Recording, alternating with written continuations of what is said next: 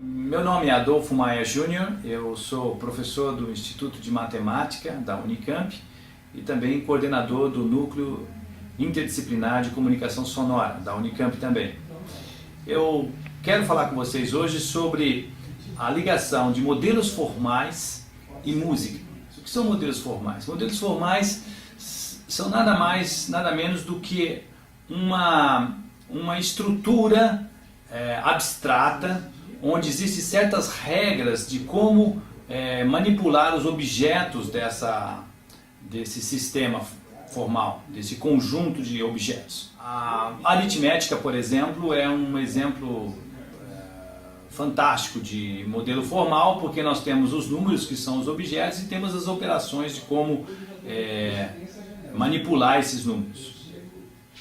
Agora, existe uma ligação forte da música com modelos formais. A primeira pessoa que tornou isso bastante óbvio foi o Pitágoras, um matemático grego que criou a escola pitagórica, e eles tinham um pendor muito forte pela música.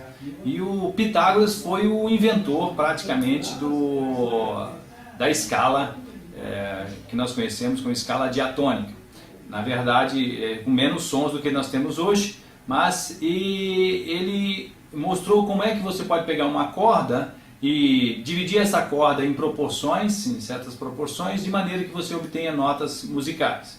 Posteriormente, um outro grego, chamado Aristoxenos, ele generalizou em muito o modelo de Pitágoras, fazendo a divisão do que o Pitágoras chamava uma oitava, que nós chamamos hoje de uma oitava, entre um dó, por exemplo, e outro dó acima dele, logo acima dele. Aristoxenos dividiu esse intervalo em 100 unidades. Então depois houve bastante criação de escalas e modos de cantar que os gregos inventaram. A coisa mais significativa do ponto de vista de modelo formal veio depois com um monge chamado Guido d'Arezzo. Foi o inventor do pentagrama, que é esse conjunto de 5 linhas nos quais nós escrevemos as notas musicais. E ali nós já temos uma coisa muito interessante, nós temos uma formalização, uma escritura da formalização da música, né? Então foi uma grande invenção do Guido d'Arezzo. Na verdade ele inventou um tetragrama, não um pentagrama, mas depois foi necessário acrescentar mais uma linha. E ele também foi o inventor do algoritmo musical. O primeiro algoritmo musical foi Guido d'Arezzo que inventou. E o algoritmo consistia em você substituir associar as letras, os vogais especificamente de um tema litúrgico, numa oração, por exemplo, ou um canto, com notas musicais. De maneira que, num certo sentido, ficava automatizado quais eram as notas que seriam cantadas naquele texto litúrgico.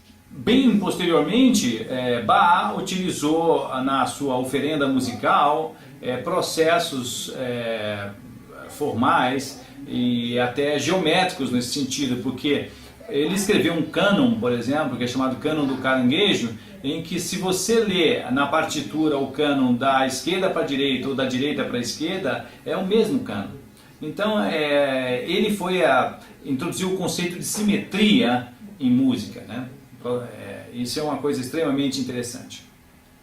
Muito bem, pouco tempo depois de Mozart, de Bach, nós temos Mozart. Mozart fez uma coisa muito interessante, ele usou aleatoriedade em música.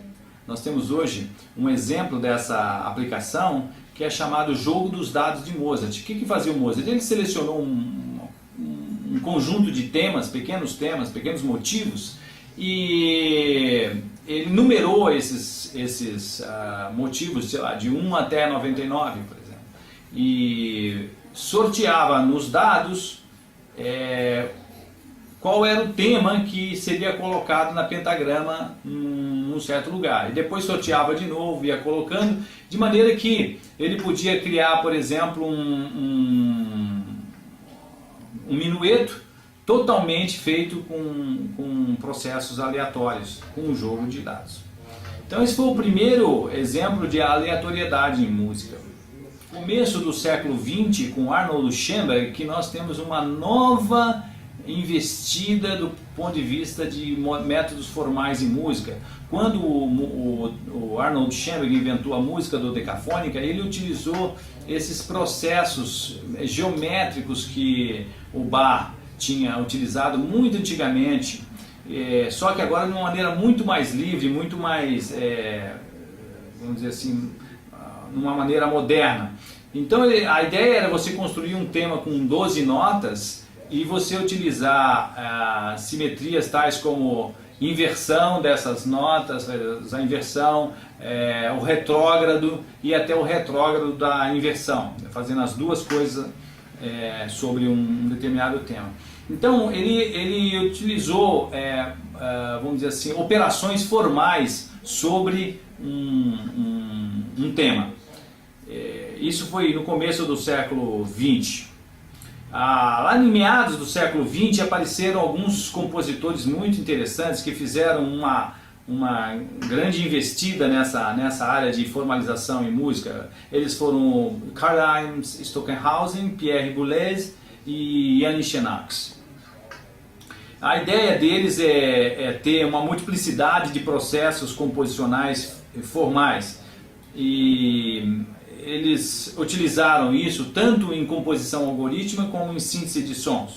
O compositor que me interessa mais falar aqui para vocês é sobre Xenakis. O Xenakis foi a primeira pessoa a fazer consistentemente música estocástica, dentro de um processo que são chamados processos estocásticos, e nos quais você tem distribuições de probabilidade, e ele utiliza essas distribuições de probabilidade ao longo de toda a obra que ele constrói. Depois de Xenakis nós temos uma variedade enorme de modelos formais que são utilizados em música. Eu posso citar para vocês facilmente 3 deles, por exemplo, que são importantes. Sistemas dinâmicos.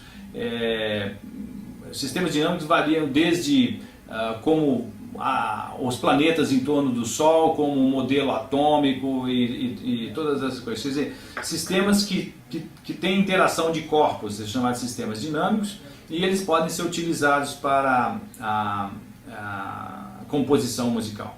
Também sistemas biológicos, nos quais, por exemplo, posso citar algoritmos genéticos, por exemplo, são utilizados com bastante desenvoltura em composição, principalmente em composição algorítmica. E modelos da natureza, muitos modelos da natureza são utilizados em música hoje. De maneira que modelos formais, hoje você pode dizer que você pode tranquilamente, com ambientes virtuais, criar um modelo formal, fazer uma virtualização desse modelo no computador e utilizar as saídas de dados que esse modelo te dá para controle de processos musicais, tanto em composição algorítmica como em síntese de sons.